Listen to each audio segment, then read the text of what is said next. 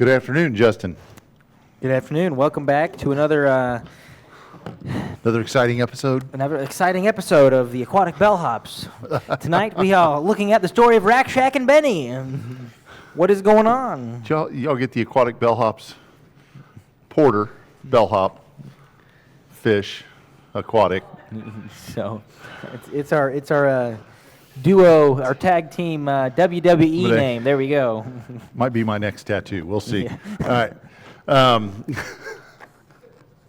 All right. I can't think of a better song that we could have sung before tonight's lesson, by the way, than Trust and Obey. I think it fits. Wow, I think it fits exactly. How's that for a segue, by the way? But maybe fits really well with what we're going to see, with the idea of trust and then do what is right, and just trust God that the outcome is going to be what He wants it to be. So we are in Daniel chapter 3, and I think I've got to do this first, and then after that, this works. There it goes. Okay, after this, okay. Got to prime it first once. So in Daniel chapter 3, we just started, got a little ways into it last week, where we saw that the king had erected a big statue, like 90 feet tall, 9 feet thick, and overlaid that thing with gold. And then when they played the music, everybody that heard the music was supposed to stop what they were doing and bow down and worship the statue. And we talked a lot about what that statue represented, that it represented the, kind of was a visual representation of their chief god. Probably looked really similar to the king as well. And we talked about the possibility that there was some relation between that and the dream the king had where he dreamed about a large statue and maybe was using this as a representation of how great his kingdom was. Would you remind us how long did Nebuchadnezzar reign? I don't think we ever said that, so I don't know. I can remind you. I don't know that right off the top of my head. He reigned until he died. And if I go back to the, He was even reigning as a beast. But yeah, he. I was looking for my introductory lesson where we had some dates and stuff on it, but I don't think that date is on there. That's a good question. I'll have to look it up. I'm not sure. I'm sure we can. I'm sure they have a fairly accurate range of what his reign would have been based on other historical things. So it should not be hard to Google. Looks like some people are on it already. 43 years. There we go. Okay, so 43 years. So from 605? 43 years, that'd be 65, 62, 562. Is that math right? Am I mathing correctly? And so that puts that then less than 30 years, and so he reigned for more than half of the 70 years of the captivity that the children of Israel were there. So, good question. All right, where was I? The statue. When they saw or heard the music, they had to bow down, and so at the introduction of this is inauguration day for the statue, right? This is like, hey, we're unveiling this thing. You just picture the ribbon cutting ceremony and the big giant sheet that they pulled off the top of it, and maybe the bottle of champagne that they christened it with, kind of like in modern day vernacular there. And they would have had this thing unveiled, and then the music played, and something big happens. And that's kind of where we're at. So Shadrach, Meshach, and Abednego did not bow down, and certain Chaldeans came and pressed charges against them. And we talked about that last week, how these men had quickly forgotten that Shadrach, Meshach, and Abednego, along with Daniel, had once stood up for them to keep them from being killed when the king was mad at them. And now here they are pressing charges against Shadrach, Meshach, and Abednego to try to better their own position. So So we're ready for Daniel chapter 3, verses 13 through 18. Alrighty. All right, ready? Then Nebuchadnezzar, in rage and anger, gave orders to bring Shadrach, Meshach, and Abednego. Then these men were brought before the king. Nebuchadnezzar responded and said to them, "It is true, or is it true, Shadrach, Meshach, and Abednego, that you do not serve my gods or worship the golden image that I have set up? Now, if you're ready, at the moment you hear the sound of the horn, flute, lyre, trigon, psaltery, and bagpipe, and all kinds of music, to fall down and worship the image that I have made, very well. But if you do not worship, you will be immediately cast into the midst of a furnace of blazing fire. And what God is there who can deliver you out of my hands?" Shadrach, Meshach, and Abednego replied, "O Nebuchadnezzar, we do not need to give you an answer concerning this matter. If it be so, our God, whom we serve, is able to deliver us from the furnace of blazing fire, and he will deliver us out of your hand, O king. But even if he does not, let it be known to you, O king, that we are not going to serve your gods or worship the golden image that you have set up." Okay, so we're going to talk a lot about anger over the next couple of sections here as we read through and see what the king's anger, what it yields. And I think there's a lot of lessons there for us about responding in anger when something doesn't go our way or we're not getting things the way that we want them to be. And I think we see here the king, even at the very beginning here, his anger, his rage is on display, and it's only going to build from here over the next couple of sections as we read through them, and we're going to see that, the results of that. So, you know, he yields to his impulse and anger to get them in front of him, to get down to the bottom of this scenario, not out of concern for the truth or out of concern for their safety or well-being or concern for his own position or reputation or any of those things. It's his anger that is driving everything that moves forward from this point in the story. All of what Nebuchadnezzar does up to the, you know, to the kind of the climactic moment is driven by his anger. So he begins with his, this leading question: is it true? Is he really searching for truth, do you think? To some degree? Is there anyone else in the Bible that you can think of that ever asked somebody that they were questioning about what is truth? Pilate asked Jesus that, right? What is truth? And so, again, I think we need to understand that Nebuchadnezzar is being driven by anger here. He's not being driven by a pursuit for truth. And so he's giving them a chance to backtrack. I can do this with my 8th grade students sometimes. I'll overhear somebody say something, and I'll say, "What did you say?" Knowing full well what they said, not because I'm asking them to repeat it, because I want them to have a second chance to say it correctly, or I want them to have a second chance to say the right thing, or to be honest about what happened, right? And so, not hopefully for me in those cases where I'm being driven by anger, but giving them a chance to set the record straight. So when Nebuchadnezzar asks this question, is it true? I don't think he's searching for truth. I think he's giving them one last chance. Done. You also have to remember the Chaldeans also, he doesn't trust them, as you saw in the Well, first story. Yeah. I mean, he's also double checking them. I mean, he's not exactly an ignorant guy. Yeah. I mean, I think he knows what's going on. But then again, at the same time, what you just said, but I think there could be both ways there. Yeah. A little bit of it. It could be. It could be that, these guys are telling stories about you, and I don't know that I can fully trust what they're saying, so I'm going to give you a chance to respond. Could be a spin on it that we could look at. And an interesting way to look at it, a second chance to do the right thing. Well, a second chance for who to do what right thing? Again. Everybody? I don't know. From Nebuchadnezzar's perspective, could he stand back at this moment, even in the midst of his anger, and say, I gave you a second chance. I gave you the chance to do the right thing. And for him, the right thing is doing what? Obeying him. Obeying him. Yeah, you do what I say. I'm the king.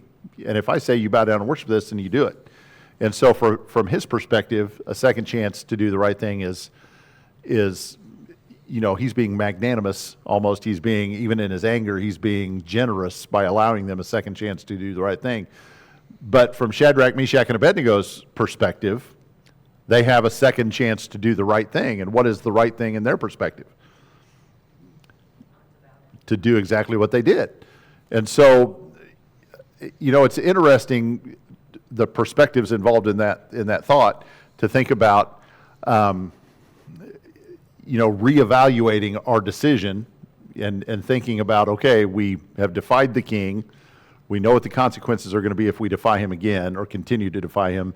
And we are going to make the decision to do the right thing. Is the right thing saving our hides, or is the right thing continuing to take the course of action we've taken? Don? That you made earlier, the last couple of times maybe, where as we go, we might see his faith growing. Well, when you look at verse 47 in chapter 2, the king answered Daniel and said, "Surely your God is a God of gods, and a Lord of kings, and a revealer of mysteries."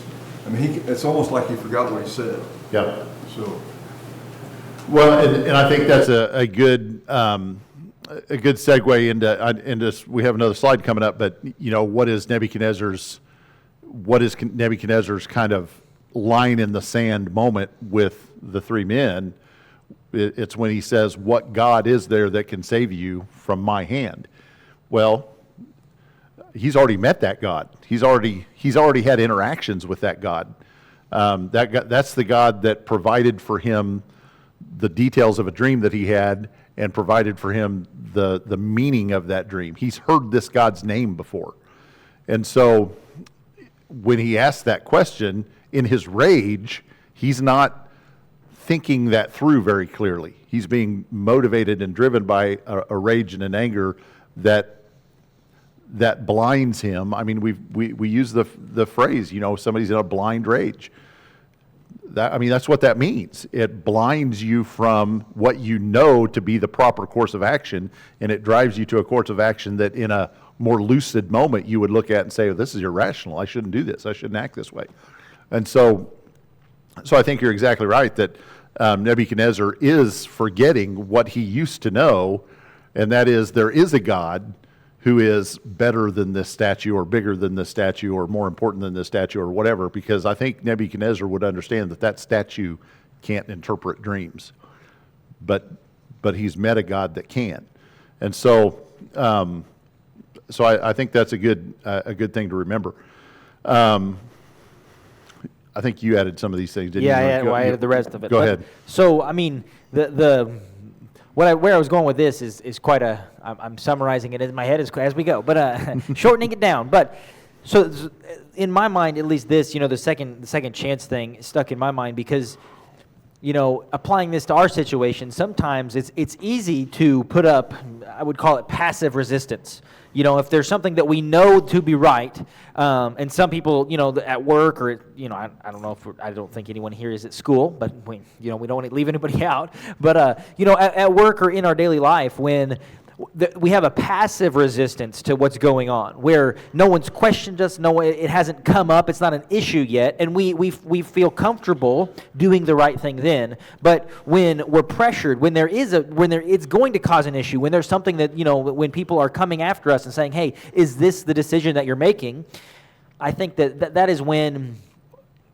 And maybe you're different but I tend to give in more if it's going to cause a problem, if it's going to be brought to attention, if there's going to be some sort of scene made by me making this decision. It's easier for me to go ahead and go along with the rest of the crowd because, again, I think this second question, this Nebuchadnezzar, again, in his mind, is being very, very gracious and saying, "Okay, I'll give you a second chance," because the decree said you're dead, and as we see from history and stuff like that, second chances were not something that the kings were used to giving. And so this was something that they're giving a second chance from King Nebuchadnezzar, but also Rakshak and Benny are before the king, and it's the biggest moment.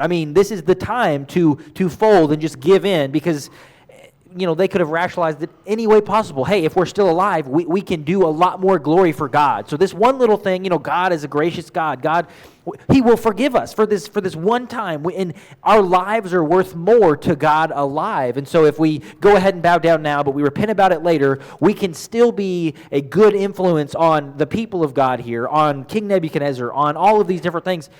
And, you think of the ways they could have rationalized or bartered with themselves on, maybe we should give in here, because if we die right now, then we're not going to be able to do X, Y, or Z, and all these great things we can do for God if we take this one small outroad here.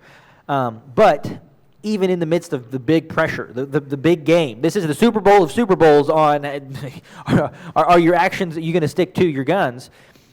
And I put up there, their actions from chapter 1 and chapter 2 have prepared them for this moment. In chapter 1, they were relying on God. They were saying, God, hey, I want to follow you even in the small things, even in the small details, what I eat. I mean, I'm in a foreign land. This one request for us not to eat the same thing, that can get me killed.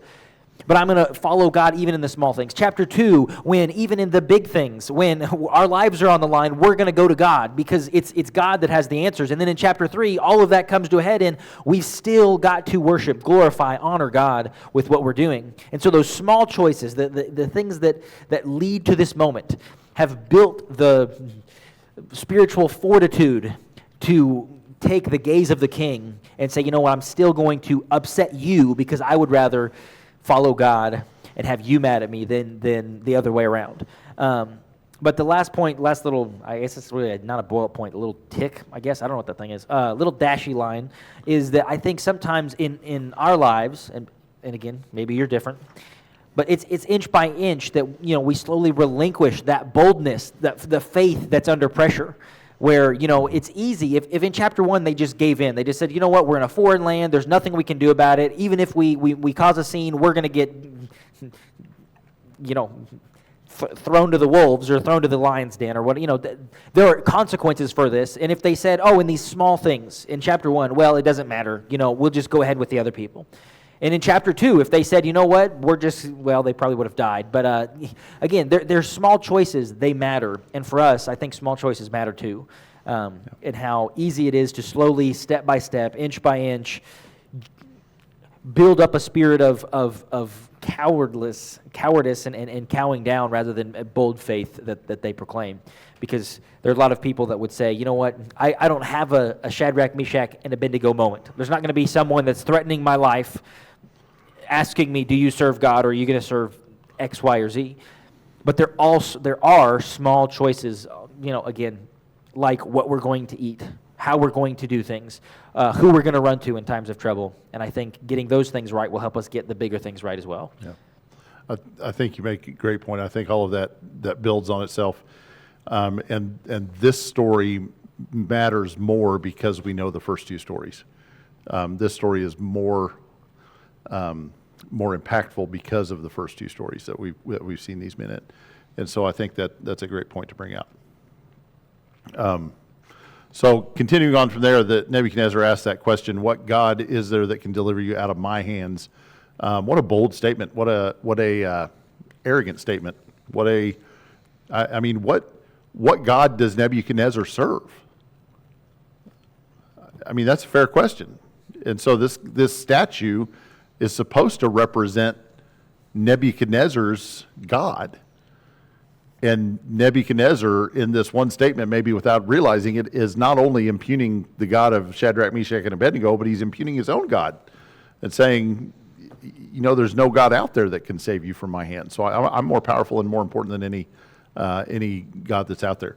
And that's bold. Scott? Well, yeah, I think you mentioned too, but that by the end of chapter 4, he's going to be answering that question himself.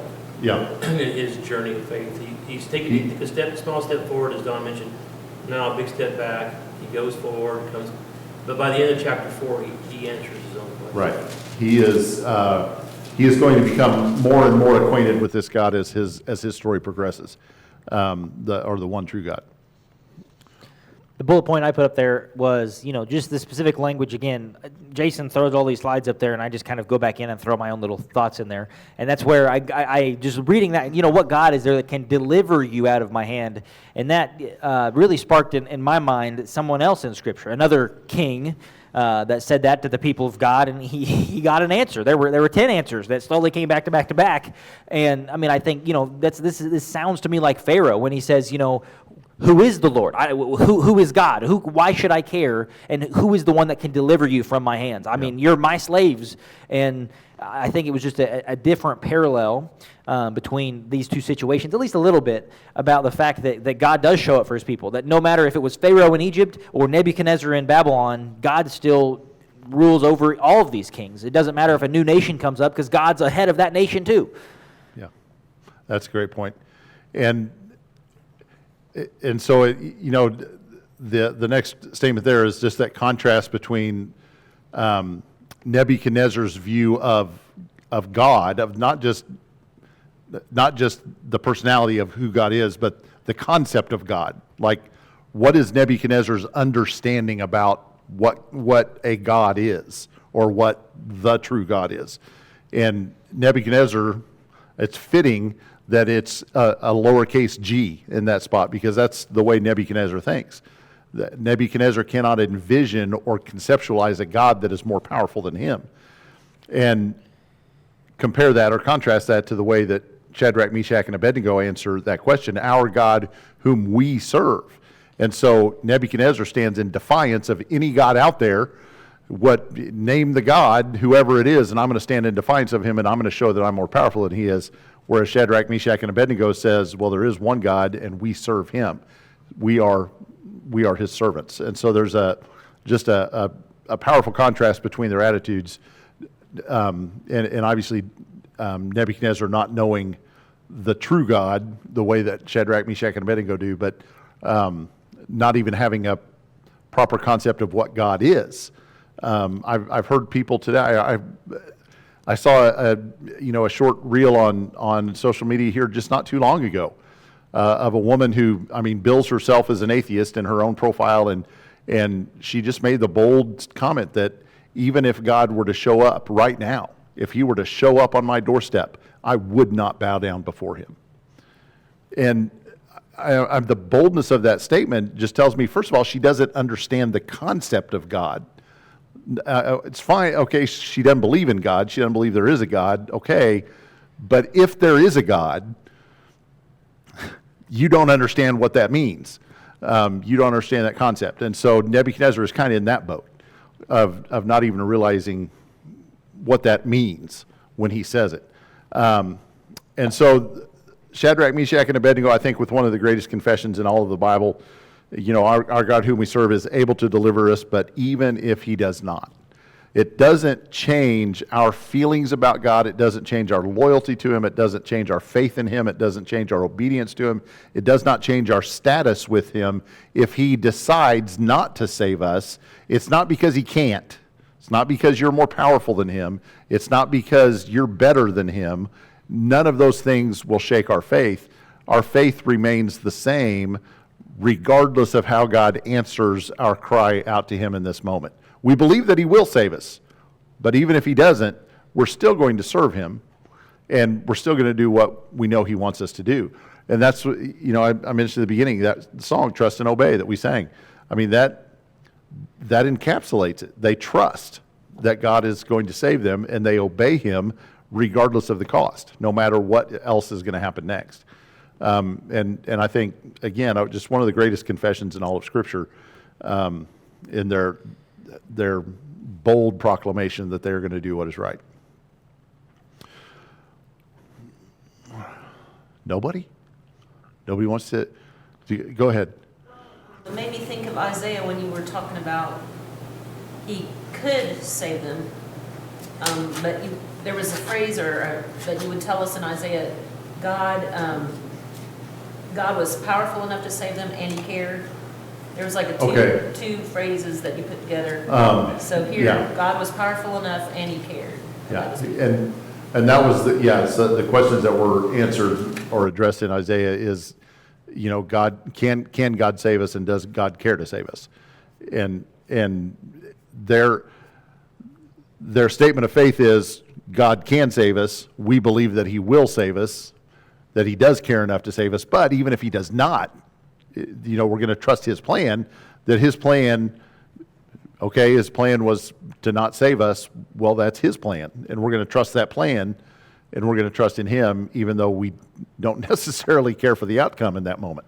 And that's hard. I mean, that's where faith, the proverbial rubber meets the road in the world of faith there. I mean, that's where it matters. If we're only going to have faith when God does what we want him to do, and we're not going to have faith when God doesn't do what we want him to do, then we're more like Nebuchadnezzar in this story, and less like the three friends. We're more like Nebuchadnezzar saying, it's my way and not God's way, and less like the three friends saying, we serve God. And so that's tough. But that's faithfulness. Saying, not our will, but yours be done. I wonder if that's ever been said before. Yeah, that's a bold statement, and it matters. I mean, that's easy to say when things are going well. It means much more when things are looking bleak. Okay, verses 19 to 23. Nebuchadnezzar was filled with wrath, and his facial expression was altered toward Shadrach, Meshach, and Abednego. He answered by giving orders to heat the furnace 7 times more than it was usually heated. He commanded certain valiant warriors who were in his army to tie up Shadrach, Meshach, and Abednego in order to cast them into the furnace of blazing fire. Then these men were tied up in their trousers, their coats, their caps, and their other clothes, and were cast in the midst of the furnace of blazing fire. For this reason, because the king's command was urgent, and the furnace had been made extremely hot, the flames of the fire slew those men who carried up Shadrach, Meshach, and Abednego. But these 3 men, Shadrach, Meshach, and Abednego, fell into the midst of the furnace of blazing fire, still tied up. All right. The fiery wrath of a king who fancies himself a god.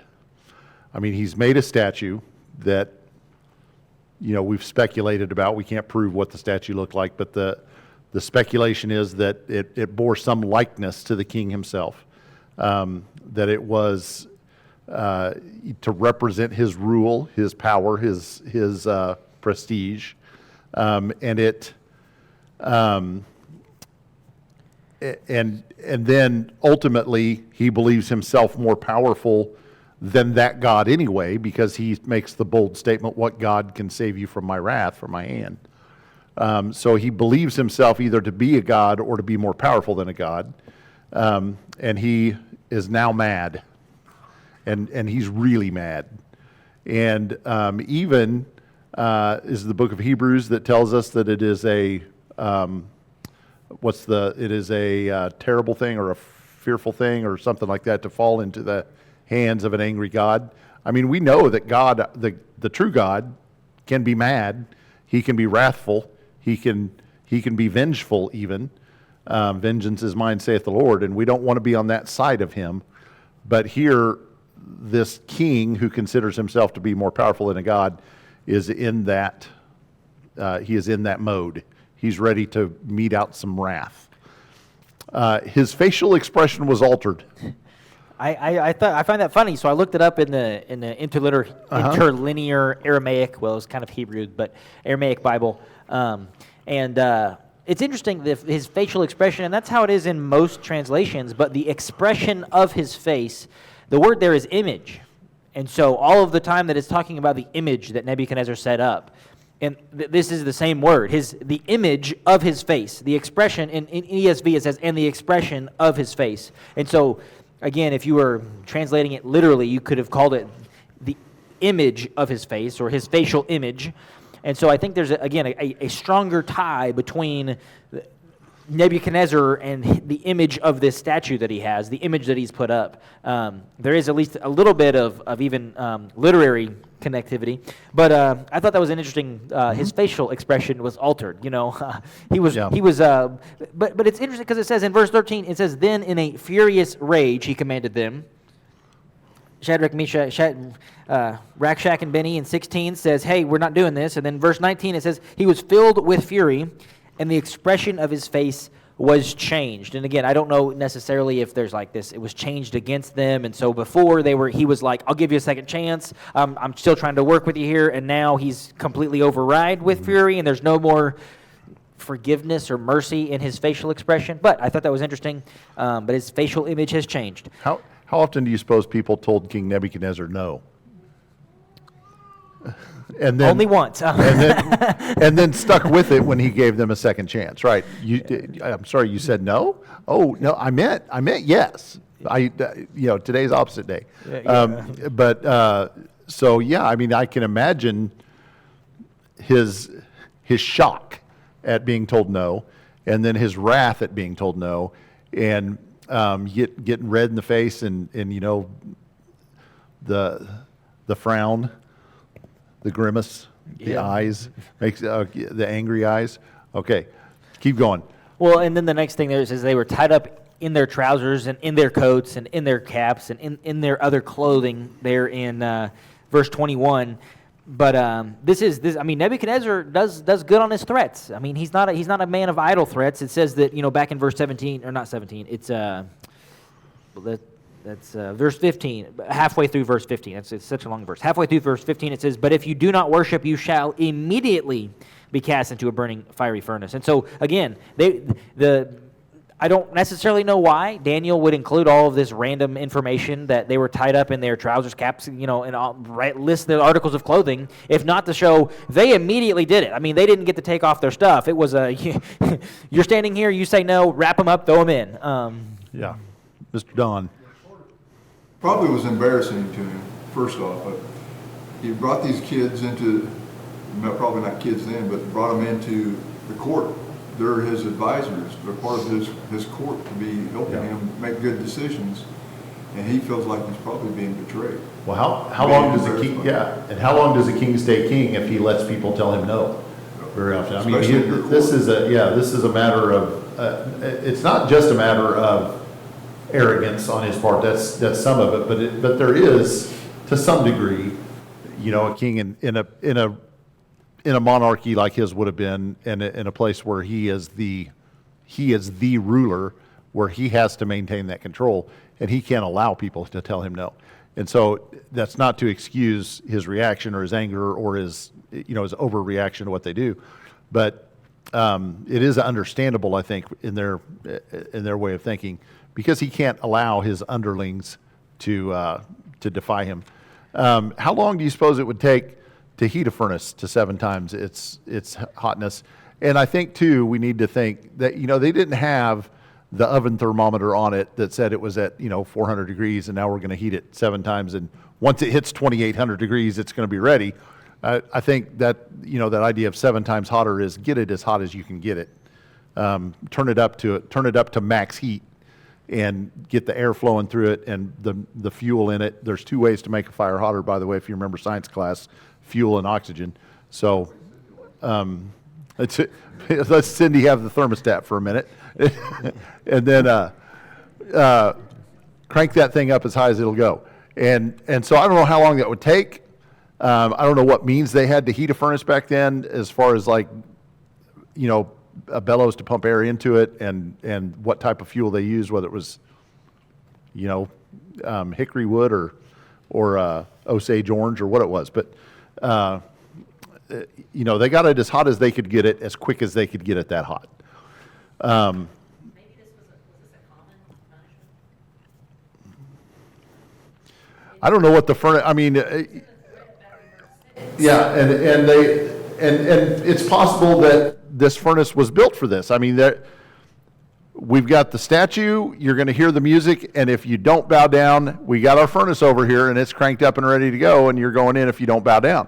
That seems a little excessive to me, but I don't know, maybe it was that way. Tim?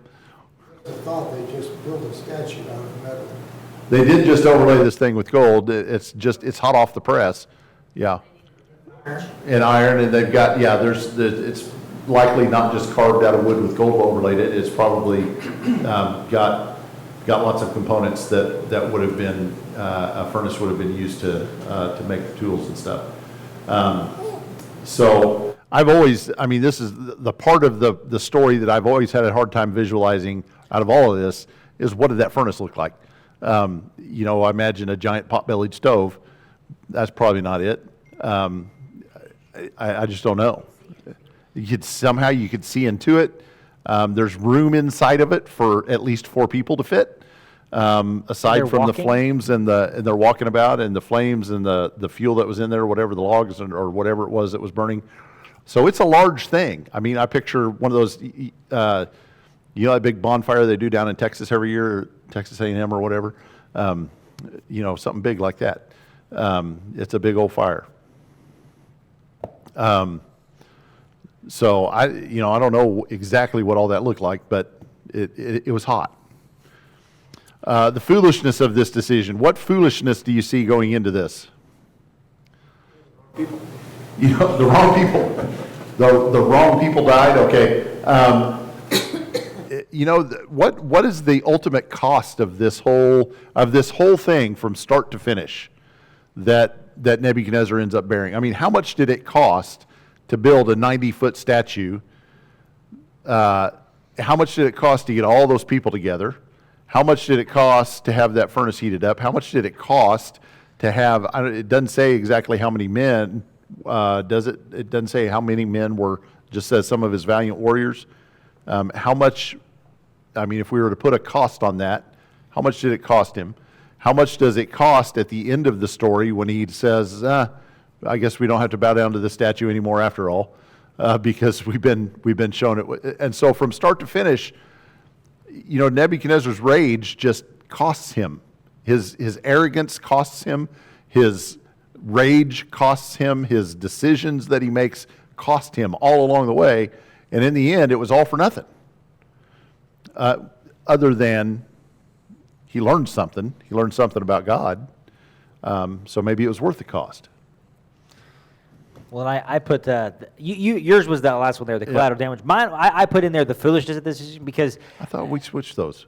well, probably I don't know, maybe I don't know. I don't feel like I I, don't know whose put is collateral damage. I mean, foolishness. That is that's a big word for you. Yeah, I know. I only say small words. But you know, the foolishness of the decision, at least to me, was like, you know, he's so mad at these people. You know, and maybe this is just not a good thought to have. But you know, you're so mad at these people, like I would assume he would want them to suffer more, not less. Because if it's heated up 7 times hotter, you just, you know, as you said, the guys that were trying to throw him in there, I mean, again, I don't know exactly how it looked, but the guys trying to push them into the fire died themselves. And so, you know, it's like the foolishness of this is turn the fire down. You know, make them simmer, make them boil a little longer. That's how you know, take your anger out on someone. Make them suffer more. But no, make it hotter so they burn fast. I didn't know. I would have expected, or to me, it was foolishness to heat it up because their end would have come so much faster. You would have wasted all the resources, and you got the same result. So I don't know. I never thought of it that way. That must have been yours. Yeah. So that is an interesting thought. And then the collateral damage of actions done in anger. I mean, how many of us have experienced this in our own lives before? You know, the cost in terms of doing something and breaking something, or losing a friend, or you know, damaging a relationship, or hurting someone's feelings, that even if you mend that relationship, there still is hurt that has to be dealt with and that has to be undone because of actions done in anger. And so, you know, in this case, the collateral damage was actual people's lives were lost. And so you think about what he lost in the valiant warriors that are no longer in his army, but those valiant warriors had families. Those valiant warriors were providing for those families. They were, you know, part of his story. You read about like David's mighty men. And so he was a king. He had his faithful, valiant warriors that were doing acts of bravery and greatness for him and his kingdom. And these men are now gone because of an act done in rage. And so collateral damage is a real thing, and we need to be careful of that. Anger should not be our primary motivation hardly ever. I can't imagine. I can't think of a time when anger should be the way that's driving our decisions. Not that we should never feel angry. Anger is a God-given emotion, and we're going to feel it sometimes. But we need to make sure that it's not driving us to do things that we shouldn't do.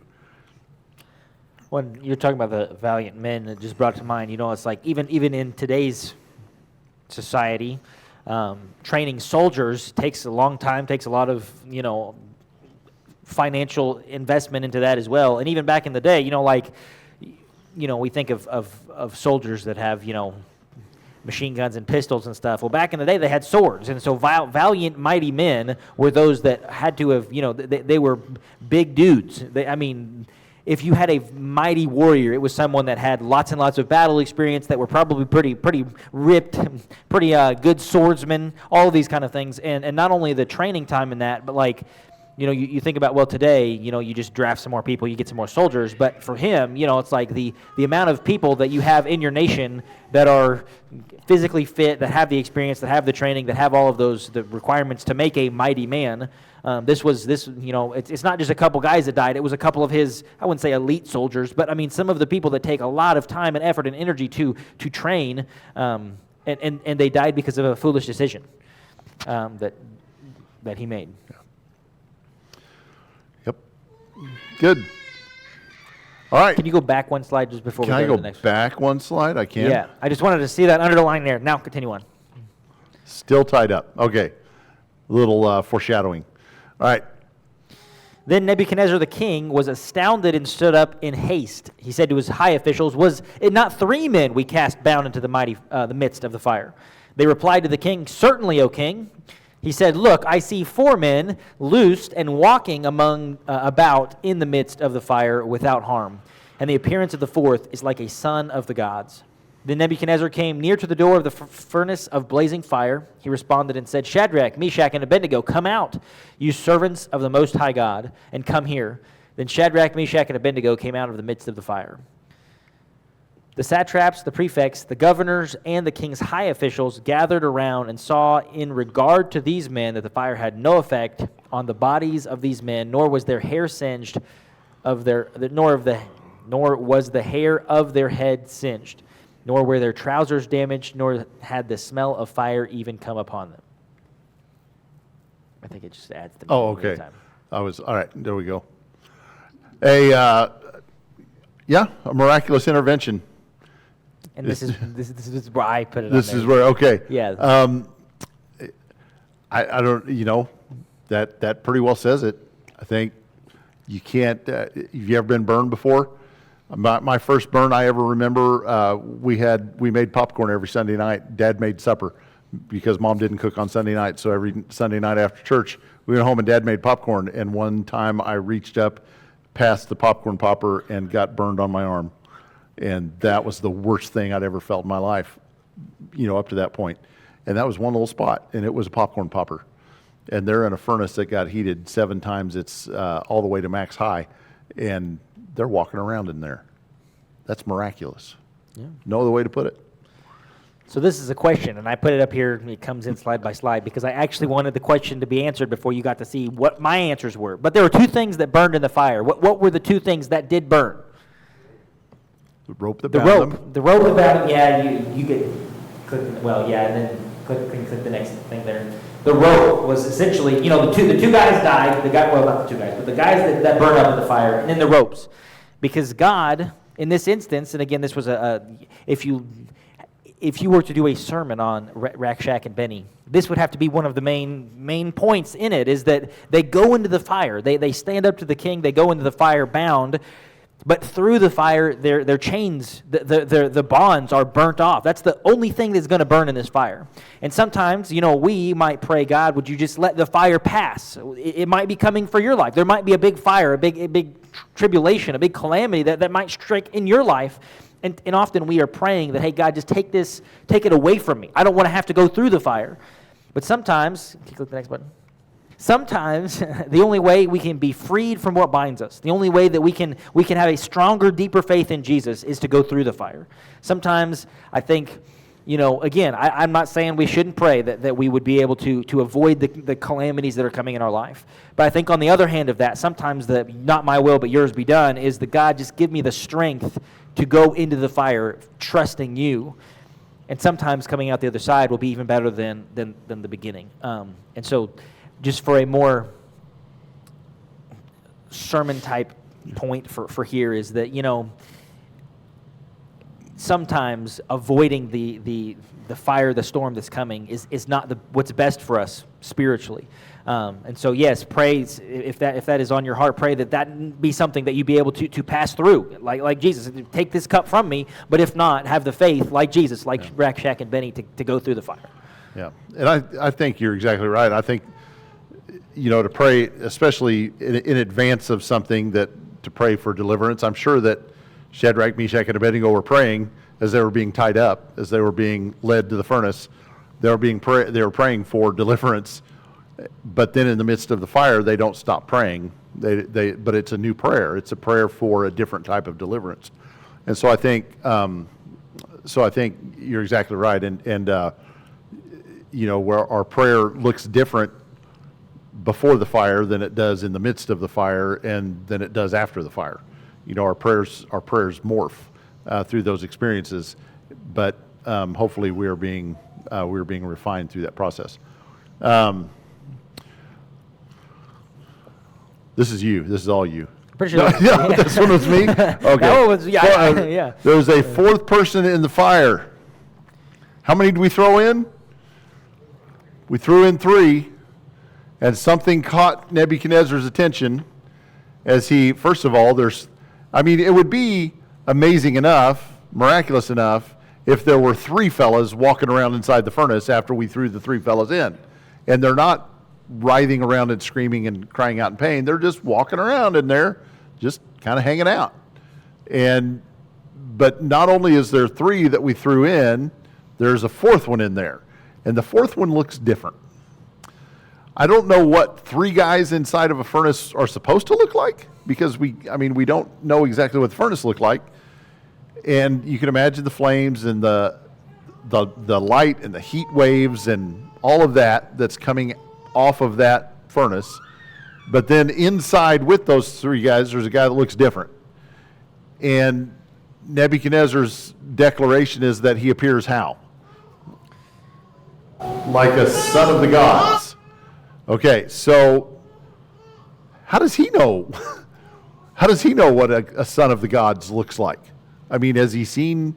Is it Percy just? Jackson. Is it just a declaration of there's something unique about this individual that we recognize him as being in some form divine, because he's not in appearance like I know what the other 3 fellows look like. I saw them before they went in. I know what their appearance is. They're physical, they're human, they're just people. That 4th guy in there is different. And I don't know exactly how to describe what he is, but here's my words I'm going to use. He looks like he's a son of the gods. Tim? I wonder if his thought is, well, no one would have to be God-related somehow to be Yeah. in there, because I didn't throw him in there. I Right. didn't throw him in there. And there is that recognition. There's only one entrance, right? It's not like somebody snuck in the back door of the furnace. There's only one way in, and the guys that threw our 3 friends in are dead, because so there was it's not like one of the guys that was throwing them in tripped and stumbled and went in with them, and now he's walking around too. They're all dead. We're accounted for all them, and there's a new guy that went in there somehow, but he didn't go in through the front door, because we were watching that. So there's a guy that's in there that got there somehow other than the one way that we know of to get in there, and he looks different than the other people. This is Shadrach, Meshach, and Abednego, but it made me think of Daniel in the lion's den. Yeah. And Daniel says, my God sent his angel and shut the lions' mouths, and they didn't harm me. But Yeah. in both of these cases, God protected his people, Right. these 3, and then, so I've always, if God sent an angel to the lion's den, he could have sent an angel here. Okay. So go ahead, Greg. I don't know if this is an angel or not, but it seems like every time an angel appears in to be visible to humans, it's unmistakably something special, you know? Yeah. I think you're right. I think it, maybe the only time I can think is, Jacob wrestled a guy that he wasn't sure what was going on. He wrestled him all night and finally got him pinned, and then kind of, maybe learned something about him. But it was dark, so it was night. So maybe you just didn't see fully. But when the angel appears to the parents of Samson, they know right away. When the angel appears to Mary, she knows right away. Abraham, entertained angels unawares. He wasn't real sure about that. So I think there are occasions when angels make an appearance, but they appear as human. There are other times when angels show up, and probably due to it's probably God ordained that sometimes angels show up and they're not obvious, and other times they show up and they are obvious. It kind of depends on what God wants them to accomplish with their appearing.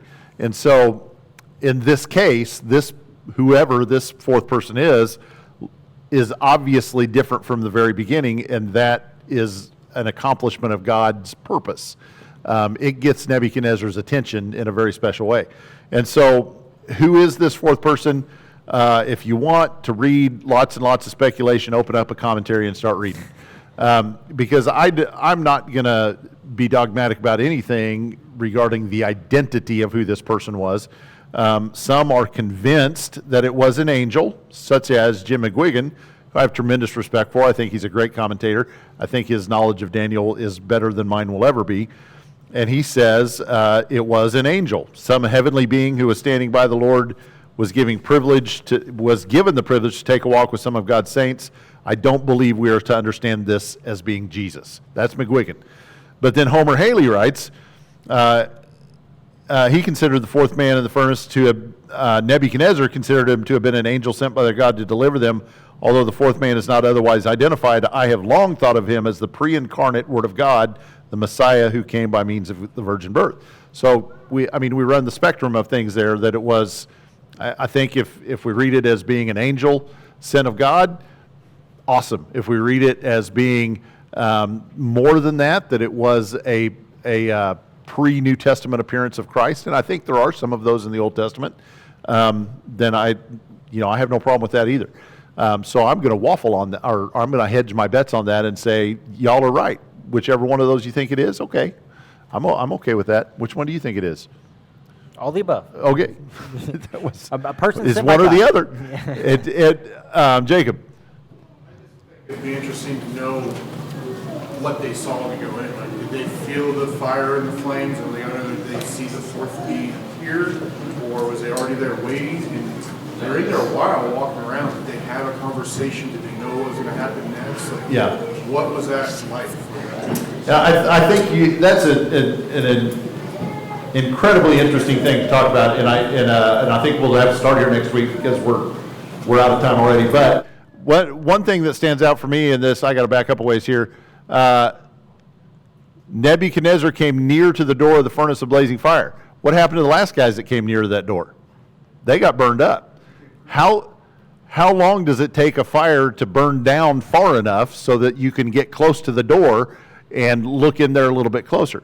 So this is not, we chucked them in the door, the guys are still laying there singed and they're dead, and now we see the four walking around and they're coming straight out. This was not 30 seconds later.